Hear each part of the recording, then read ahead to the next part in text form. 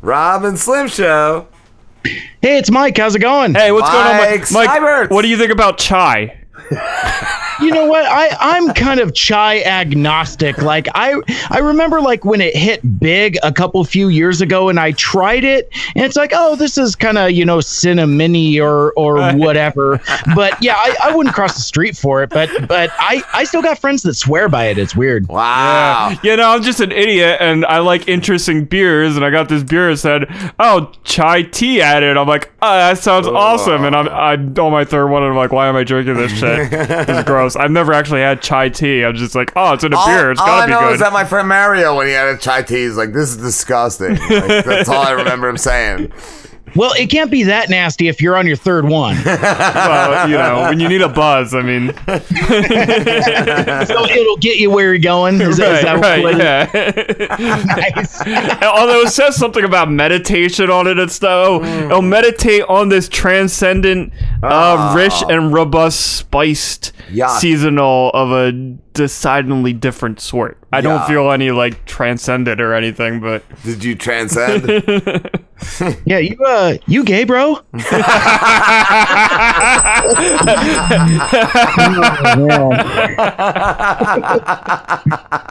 No homo. I'm drinking chai tea. Yeah, there you go. Hashtag no homo. Oh man. And as I lose all of my friends that decided to click in and listen live, it's like, Mike, why are you saying those things? Rob, why are you laughing at those things Mike are saying? Like, well, we know why Rob's laughing at him, but right. And everybody's just like, Slim, why the fuck are you drinking Slim, why are you gay? Why are you gay, bro? Why are you gay, bro? Mike, you finished college. Yeah, I sure did. It's back in August. I graduated back in like June or July or whenever normal people graduate. Yeah. But yeah, back in August, I wrapped up my run at KGRG, and I growed up and got myself a actual paying radio gig. Cool. It's really cool. I am enjoying it. But it's, like Rob, when you and I were kind of messaging back and forth, it's not super sexy. I was going to ask, is it different than, you thought it was going to be the glamorous gig, and it's not, right? Right. Well, it's doing a lot of behind the scenes stuff. Like I'm a board operator for news and talk stations here in Seattle. Yeah. And I'm a board operator. I'm a fill-in producer. I work with a lot of our paid shows. So it's for somebody that's into the technical side of doing radio, it's actually really cool. I'm really digging it. It's very satisfying. Cool. But in terms of coming on the Rob and Slim show, it's not as exciting as, say, like, hey, I've got this interview with this band coming up, and I've got like this festival that I'm doing, and I've got this Comic-Con. It's like, that's what I was wondering. Is it more behind the scenes?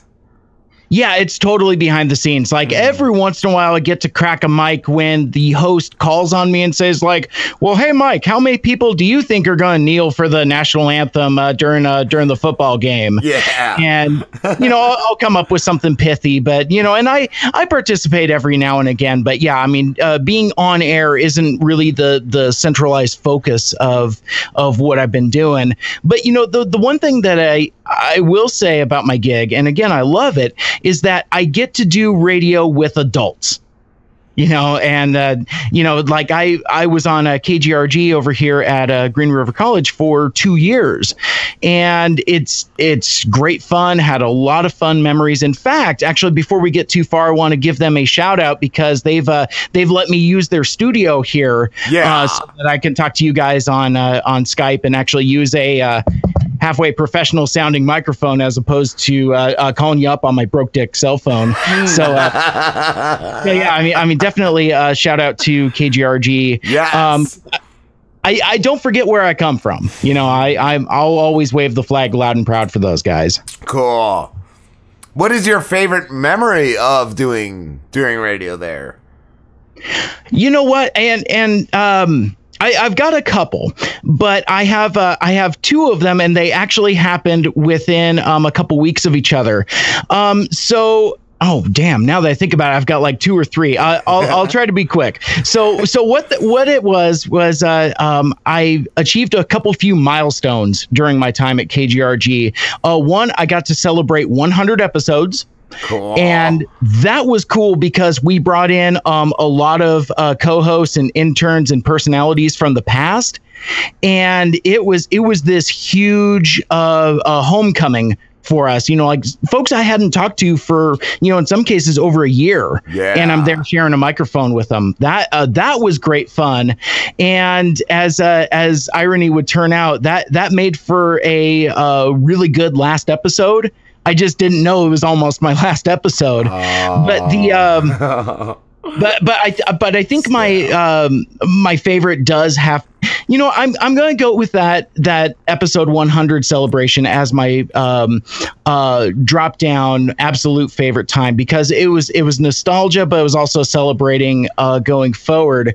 But closely behind that, what was my actual last episode, and this was kind of funny because like we had a band come up. They were a band called Flicker and Fade from right here in Seattle. They kind of play a theatrical alternative, I guess I would call it, kind of like Dream Theater crossed with Rush with a little bit of Foo Fighters thrown in there for fun. Really, really cool folks. But we had this arranged before, like a month or so before I knew I was leaving the show. What had happened, like my boss had called me up like on a Friday, and they were like, "Hey, we've got this full-time gig for you. Would you be able to do it?" And I said, "Well, yeah, of course." And then I realized, oh, my shift is what would have been during my Monday night KGRG show, and I had to make that hard choice.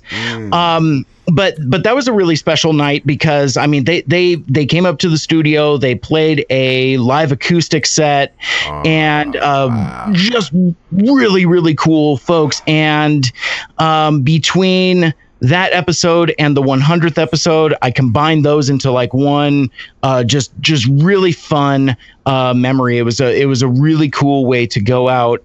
And cool. To kind of top it off, we had our award ceremony in August. Like it's kind of our year-end celebration where we talk about the year that was and what's coming up, and we have several awards for like Department of the Year, Broadcaster of the Year. The Monday Project, the show that I founded and was able to pass on to my co-host Big E from KGRG, Airhorn Elijah. We won Specialty Show of the Year. Cool. So that was and again, and I had already left at that point. I had been gone for like a month. Wow. And so it was kind of a homecoming for me to where I can come back and be celebrated, and not just for myself, but also my co-hosts and other folks that were there. And it was just really, really cool. And kind of a way to kind of cap off my my KGRG experience. Really cool stuff. That's cool. That's why I was wondering if you still did the Monday Project or if it was just your show. Okay, so yeah, let's talk about that. So the Monday Project is continuing, and one of the things when I started it was I wanted to name it something that didn't have my name in it.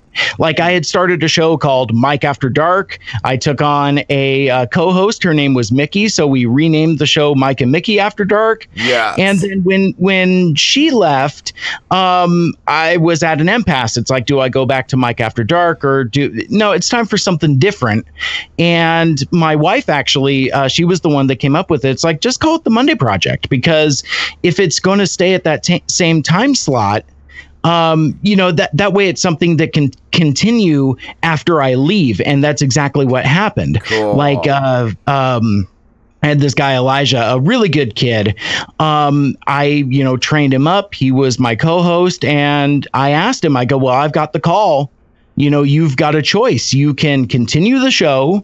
You can stop the show. You can do your own show. Yeah. Either way, I just unfortunately can't be a part of it anymore. And in the time that I've been gone, he's kind of gone off and done his own thing, calling it the Monday Project, and it's great because it sounds completely different than when I was on there. Like he's doing a different combination of music. Like he's made a connection with a lot of local EDM artists.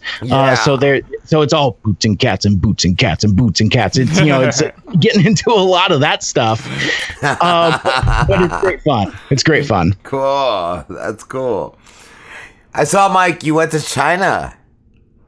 Yeah, man, that was an experience and a half. Really?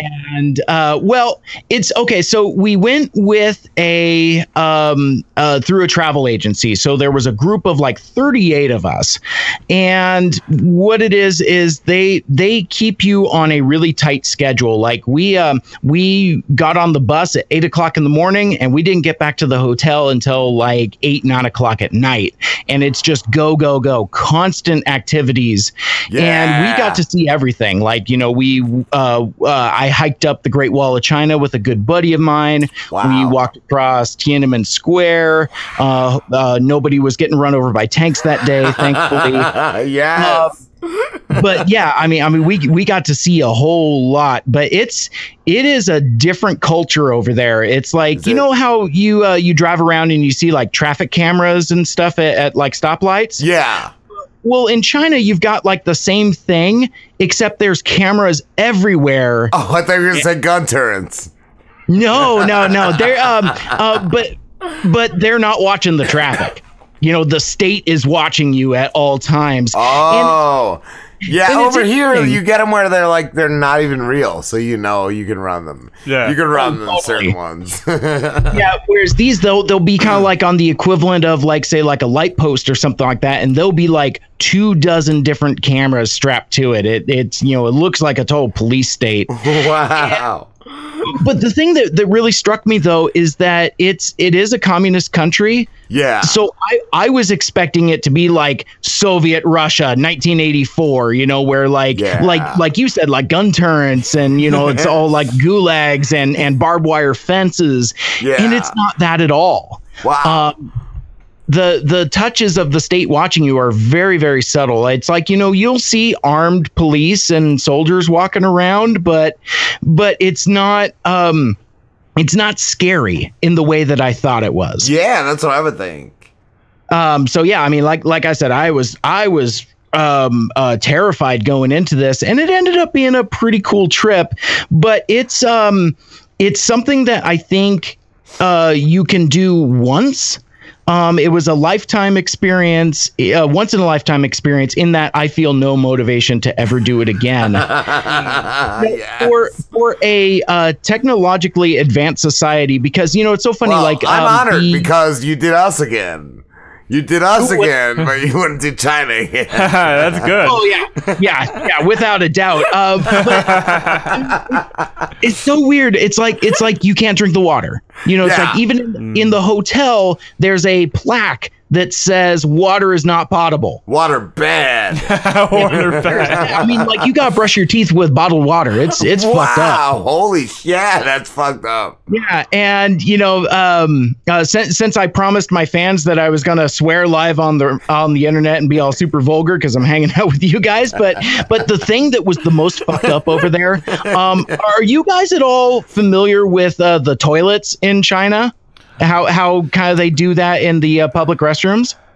Is it like a trough? Like everyone crosses streams like Ghostbusters? It's worse. It's a fucking pan that kind of sits. So like you go to like a traditional toilet, and it's you sit down or you can stand up and piss in it, whatever. There's like a porcelain pan that kind of sits over a hole, and basically you squat down, shit in it, and then flush it.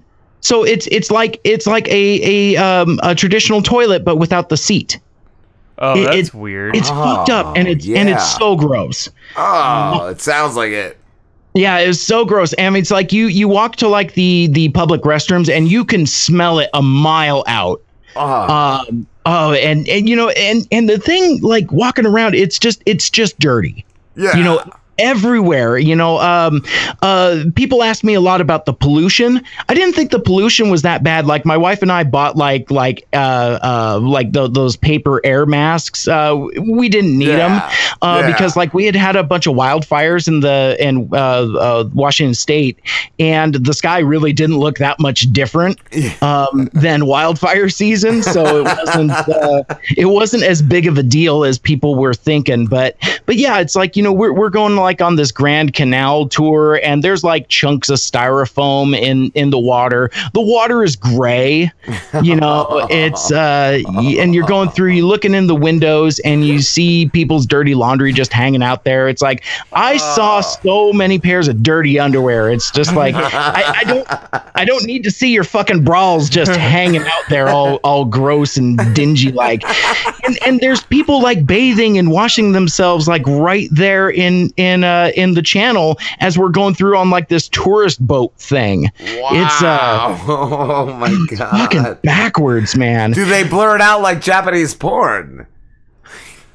Yeah, something like that. Oh man, but yeah, it was. Oh god. There was a lot of spectacular stuff to see, like we saw like a Buddha that was like 200 feet tall and bronze and all that. Yeah, and like I mentioned the wall, but yeah, no, it's the touristy stuff was great, but the like just walking around. Oh god, it's just rough is the way that I would describe it. Just rough and dirty and gross. Ooh, oh man, wow. But the cool part about it is that we were, as I said, we were part of a tour group, so we were pretty insulated. It's not like we ever thought like the Yakuza was gonna get us or something like that. I mean, that's Japanese, not Chinese, but you get the idea. It's not like I never really felt like I was in danger. Yeah. And that's kind of the insulation you get having being part of a group of 38 people. It's, there's kind of safety in numbers there. And the tour group is mostly really organized in that you can just kind of go from place to place freely. But yeah, no, it was like I said, it was a once in a lifetime experience. I wouldn't even go so far as to say that I wouldn't recommend it, but I would let folks know kind of what you're in for. And I didn't eat anything fucked up. Like I remember, I think you guys had tweeted me. It's like, well, did you eat dog? They had like McDonald's and KFC and Papa John's and okay. I mean, like the Papa John's, you could get like chicken feet on your pizza and shit. It was weird. But yeah, I mean, most of the food there was like, it's like steamed vegetables and like some chicken. Yeah. And the whole time I just wanted some freaking General Tso chicken, and yeah, no, that's not a thing that was going to happen. It was just a lot of steamed stuff. So Mike, what you're saying is if your dream vacation is to go to China, you should just rethink that and maybe just go to like Hawaii. I would say do both. If it's on your bucket list to go to China, then what I would do is sign up, go through a travel agency, and that way. And this was dope. This because you're probably thinking it's like, well, why did you go if it sounds like you had all these problems? Here's the deal. For like our flight, meals, hotel, attractions and things like that, for my wife and I, less than $1,000. Oh, not wow. Total. Wow. And we were gone like almost 2 weeks. Wow. That's amazing. Yeah. Whereas if you just wanted to jump on a plane and then kind of find your way around town and hopefully not get murdered and or kidnapped and or push into a cargo container and or working in the rice paddies for the rest of your days. All real fears. Yeah. Oh, totally. I mean, that was totally my joke. It's like, yeah, we're going to get kidnapped and or murdered. I'm going to get like roofied and find myself waking up in a cargo container with like 700 other people. I like to just working in a rice paddy. That's how we get our interns. That's how we get our interns, Mike. Exactly. Totally. But yeah, I mean, like I said, if people want to go, and a lot of people do that travel agency thing, because it get the package. We had some friends that were a little kind of unsure about whether they wanted to do it or not. Yeah. Because they thought the itinerary was maybe like a little too tight. Like, it's like, oh, well, if we had a little more time here or a little more time there. But I feel like I got what I paid for, because, yeah, I mean, they kept me busy, man. It was crazy. They worked you like a sweatshop. Oh my God! Right? I mean, it's like a couple of the places we go. We went to like this pottery factory where you can see people like in like a cubicle style maze, like almost literally slaving away, like, you know, molding these clay pots. Like one guy is molding the thing, the other guy is like painting one, and it made us a little uncomfortable a bit. Like, oh, look, you know, it's government work. It's government work. And that was the thing. It's like, you know, half of these excursions we went on were like sales calls. So it's like we would go to like the silk factory and it'd be like, oh, government place, good stuff. You get good deal. And then you have to sit like, you know how like them timeshares and stuff where you have to like sit and listen to like a half-hour presentation. Yeah. This was the same deal. And then you can go around the gift shop. So it was a fucking racket, but like I said, I mean, it keeps that ticket price right? Definitely short. I'll take that. Oh man, Mike. Yes, sir. You're amazing, dude. You're awesome. Where can everybody find you? All right. Well, first, I'm doing a new podcast. I've given it the very imaginative name of Mike Seibert Radio, because my name's Mike Seibert, and I call it a podcast radio show, not because I'm out of touch, but that's because what it kind of is. Like, it's a loose format. You know, it's like I mostly do like pop culture and geeky topics. Right. Sometimes I have guests. Sometimes I do interviews. Like I've had like bands reach out to me and say, hey, we'd like to be on your show. Yeah. And I also play some music from time to time. Anything really just to kind of scratch that itch. You know, I try to keep the episode short, you know, between like a half hour, 45 minutes to an hour, depending. But yeah, I just started doing this podcast because I was just getting itchy.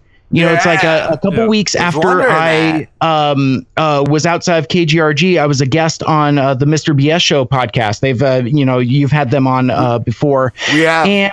And yeah, it's just like I forgot how much I like talking into a microphone. So I have access to radio equipment. And after I clock out once a week, I go down and reconfigure the board and do a goofy podcast. Nice.